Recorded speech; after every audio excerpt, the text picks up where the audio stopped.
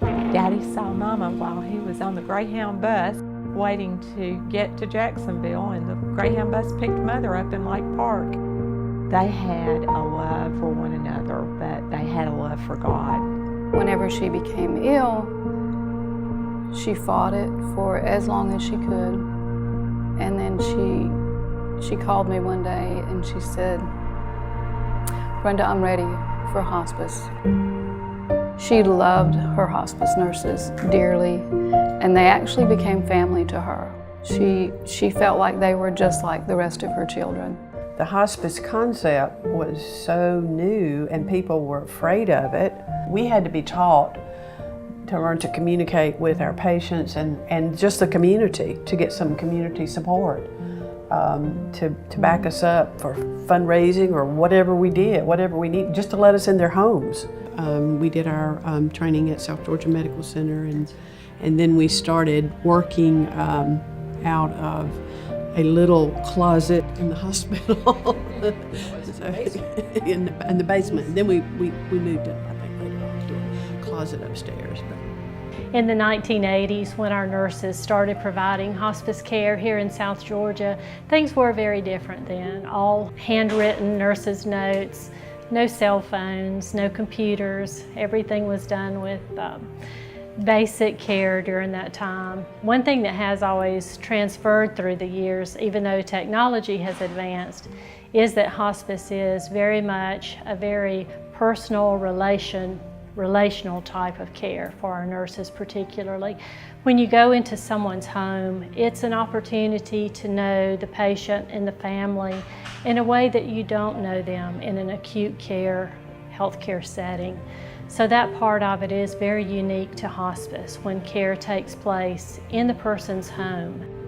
Daddy was able to be cared for with the same loving hands that had taken care of Mother, because at the hospice house, everyone takes care of the patients, from the wonderful nurses to the CNAs and helpers, to even the people in the kitchen that are preparing the food.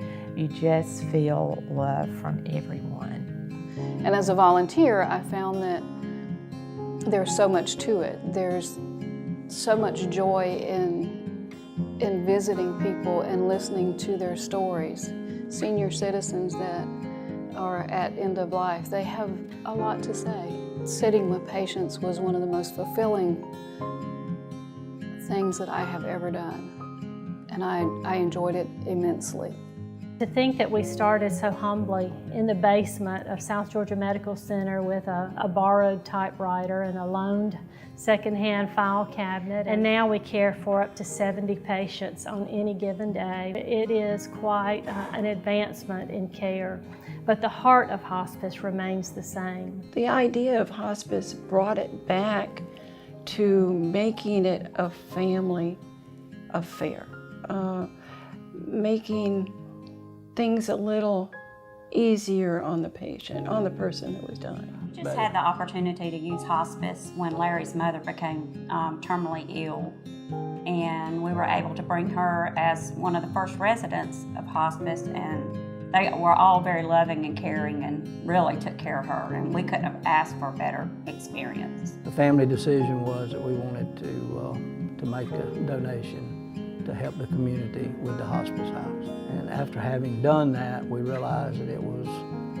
truly a great attribute to our community. And to know that the hospice that we all worked hard from the beginning as volunteers, 30 years later is still going, and it's for nonprofit. And any person, regardless of ability to pay, can have hospice care. And that is what is so wonderful. And I just am honored and grateful that it's here. And thank you. We belong to this community. We were founded by this community. We were established by the blood, sweat, and tears of this community. We are the hospice that belongs to Valdosta. We do not have investors. We do not have shareholders. If we have a positive year financially, those reserves are used to pour back into this program, to continue the good work, to continue to provide services such as our grief support program that is totally unreimbursed by any outside sources, solely by the contributions of this community. So we're dependent on this community, and it's a blessing to know that we belong to you, and we will continue to thrive because of you.